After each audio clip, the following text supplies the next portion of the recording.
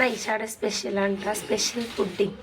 അപ്പോൾ പറഞ്ഞതുപോലെ നമ്മളൊരു പുഡിംഗ് ഉണ്ടാക്കാൻ പോകാണ്ട. അപ്പോൾ ഒരു തട്ടിക്കുട്ട് പുഡിംഗ് എന്ന് വേണമെങ്കിൽ ഇതിനെ പറയാം. പെട്ടെന്ന് യൂട്യൂബിൽ കണ്ടൊരു വീഡിയോ കണ്ട് ഉണ്ടാക്കാൻ ഇറങ്ങിയതാണ്. ഇത് ശരിയാവും ഇല്ലയോ എന്നുള്ളത് നിങ്ങൾ ഈ വീഡിയോ ഫുള്ളായിട്ട് കാണുമ്പോൾ നമുക്ക് മനസ്സിലാവും കേട്ടോ.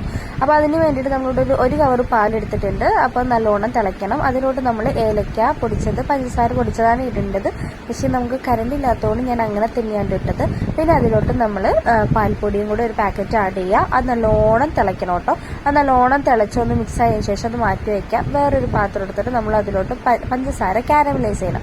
അപ്പോൾ അതിന് വേണ്ടിയിട്ട് നമ്മളവിടെ കണക്കൊന്നുമില്ല എൻ്റെ പഞ്ചസാര എടുത്തതിന്. ആവശ്യത്തിന് പഞ്ചസാര എടുക്കുക, നല്ലോണം കാരമലൈസ് ചെയ്തെടുക്കുക.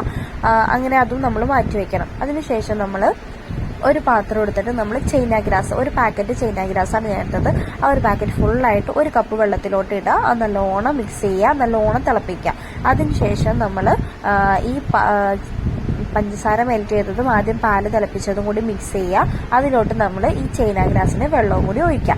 അതിനുശേഷം നമ്മൾ ഒരു പാത്രത്തിന് നല്ലോണം നെയ്യൊക്കെ തടവിയിട്ട് നമ്മൾ ഉണ്ടാക്കി വെച്ച ഈ ഒരു ബാറ്ററി ഇതിലോട്ട് ഒഴിച്ചു കൊടുക്കുക.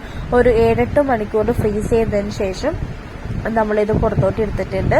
അപ്പോൾ അതിന് അടിപൊളി പുഡിംഗ് ആയിരുന്നു. നല്ല ടേസ്റ്റ് തന്നെയായിരുന്നു. അപ്പോൾ നിങ്ങൾ എല്ലാവരും വീട്ടിലൊന്ന് ട്രൈ ചെയ്ത് നോക്കണം. അപ്പോൾ അടുത്ത വീഡിയോ ആയിട്ട് വരുന്നവരേക്കും സീ യു.